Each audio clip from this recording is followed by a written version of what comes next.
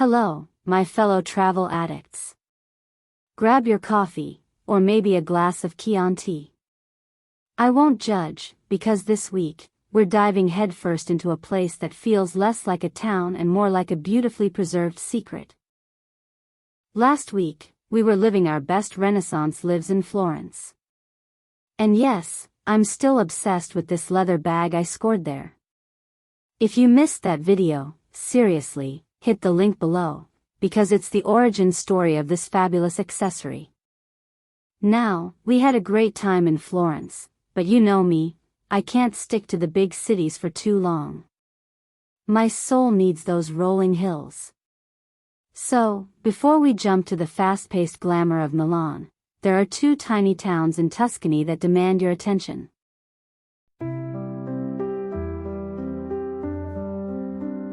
This week, we're visiting the first one, the absolutely charming, quiet, and stunning San Quirico d'Orcia.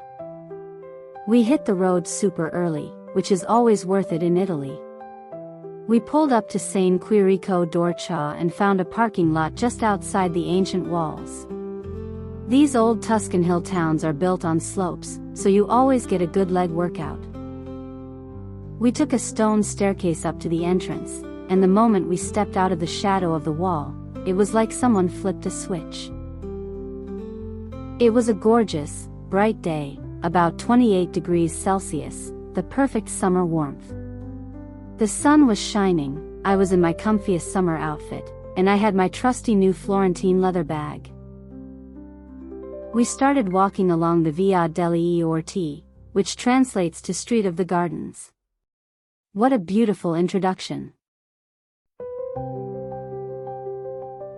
And here's the thing about visiting early, it was quiet. Seriously peaceful.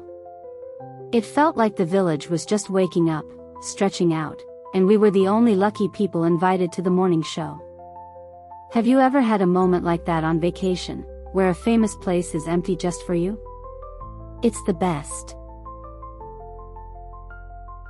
Now, let's break down where we actually were. San Quirico d'Orcia is smack dab in the middle of the UNESCO-protected Val d'Orcia. You know, that postcard valley with the iconic cypress trees and rolling green hills? The town itself dates back to the 7th century, though it really boomed in the Middle Ages because it sits right on the Via Francigena, the major pilgrimage road to Rome. Our walk led us right into the main artery of the village, near the church of San Francesco. You can't miss it. It's simple, robust stone architecture on the outside, a Franciscan church built in the 13th century. We stepped inside, and the cool air was a welcome break from the sun. The interior is humble but beautiful, with a single nave. The real standout for me was this incredible, massive wooden crucifix right above the altar. It's one of those things that just makes you stop and stare for a minute. Right next door is the Albergo Ristorante d'Orcia, a perfect spot to remember for a potential post-exploration lunch. But, you know, duty first. We had more to see. Leaving the San Francis Church, we continued on, towards the heart of the town and the most important religious building, the Collegiata de Santi Quirico e Giulitta. Let's just call it the main church. This town is tiny, with a population of only about 2,700 people. And what this really means is that it's charming, manageable, and blissfully not crowded. This part of the town has that unmistakable medieval charm. Stone facades, old buildings, flower pots overflowing with geraniums, and the few locals greeting each other like everyone's part of one big family.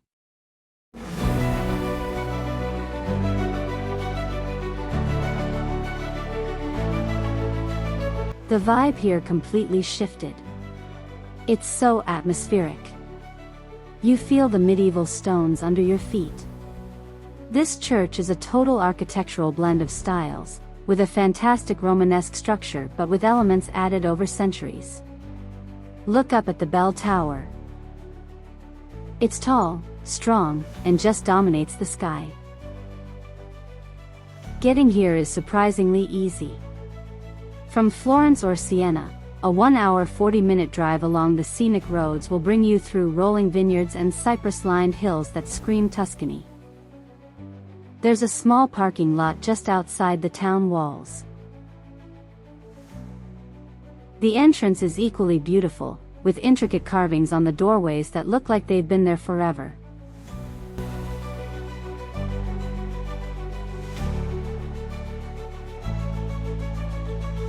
The interior is stunning. It's got that classic Tuscan Romanesque look. Solid, simple, and moving. I love how the natural stone and the light just play together in these old churches. The light filters through glass windows, of various sizes, landing softly on stone pillars and old wooden pews.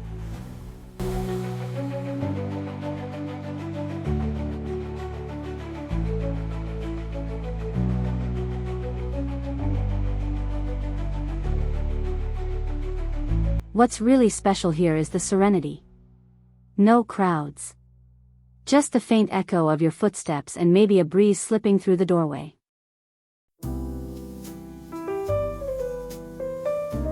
The town starts to taper off beyond the church. If you continue walking, the narrow road eventually gives way to a quiet road lined with olive trees and cypress. And if you keep going, you hit the town exit, which leads to those magnificent Val d'Orcia views.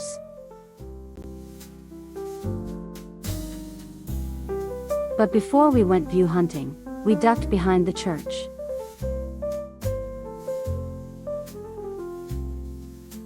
There, we found a path called the Via della Carbonaia and some lovely green space. And right there, behind the church, is also where the town seems to end, and the greenery starts.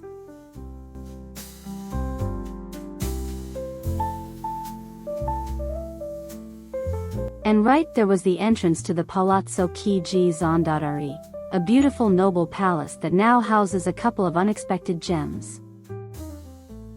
The first is the Biblioteca Comunale, the town library.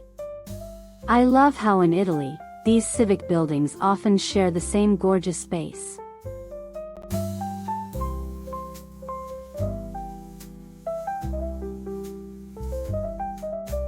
And the second, which was the main goal, was the Museo del Barbarossa. And I will bring you there in just a minute.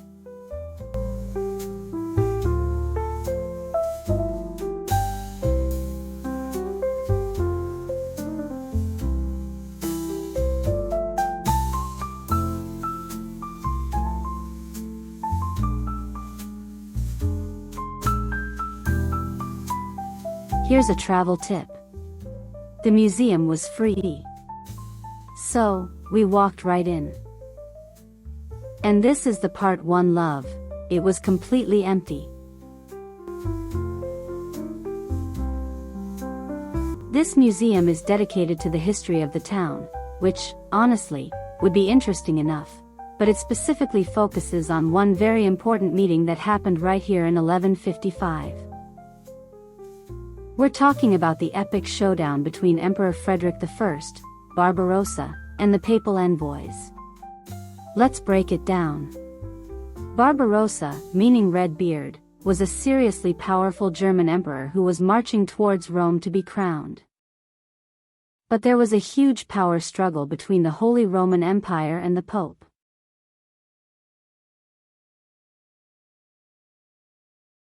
What this really means is that San Quirico d'Orcia, this tiny little Tuscan village, suddenly became the center of the world's most important political negotiation for a few days.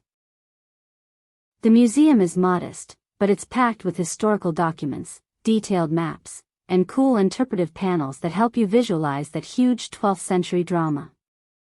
You'll see replicas of ancient documents, maybe some archaeological finds from the area, and engravings showing what this village looked like back then.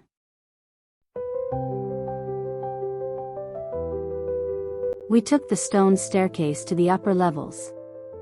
It was quiet, like we were the only explorers that day.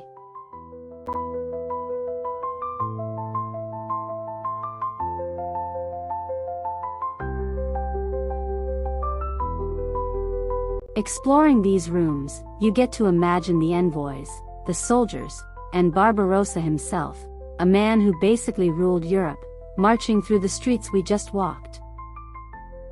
It's not a huge museum.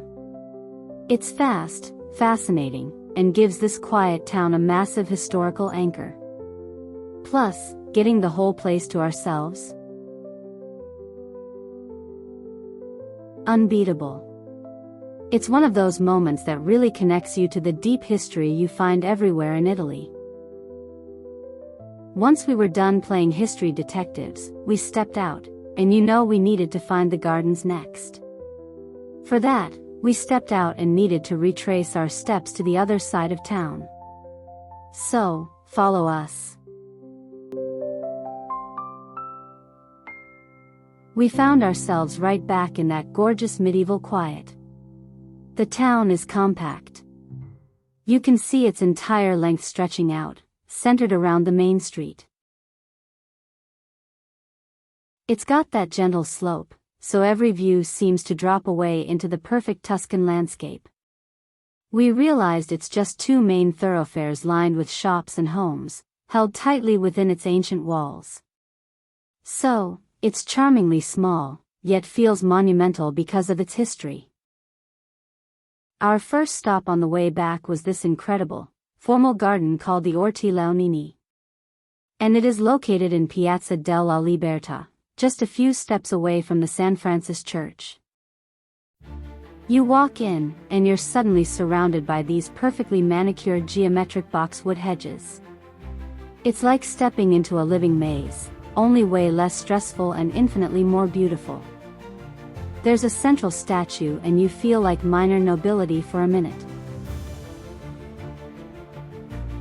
I'll tell you a bit more about the garden later on, when we visit the other side. For now, we headed back through the center of town, towards the marketplace, which, in a small town like this, is more of a picturesque piazza. Right in front is the bell tower of the San Francisco church. The small piazza is essentially the main market square, or at least the major public space. In a small town like this, it's less about market stalls and more about life. The roads around the piazza are beautifully paved, and surrounded by those classic stone buildings, with a few little cafes just starting to buzz with the morning coffee crowd. From the piazza, the walk to our final stop in town was short but so sweet. We continued along the main road, which, remember, is actually the ancient Via Francigena, meaning, the pilgrim's route to Rome.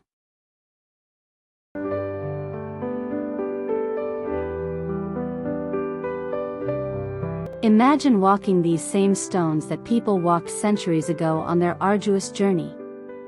It makes my little stroll feel incredibly luxurious by comparison. And then, just as you start to think you've seen all the main sights, we arrive at the edge of the town wall again, and there she is. Santa Maria Assunta. And what's next to it? A beautiful little rose garden.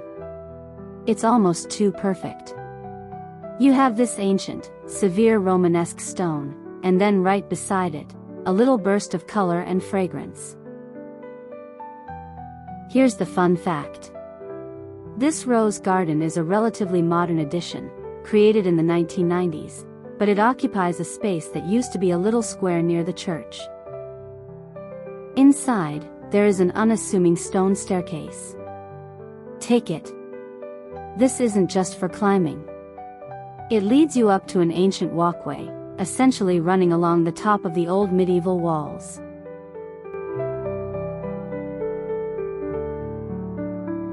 This elevated path is like a movie trailer for the real Val d'Orcia show. From here, you get your very first, tantalizing glimpse of the views outside the walls. On a clear day, you are looking over the terracotta rooftops, past the edges of the town, and out onto those first few rolling green and gold hills.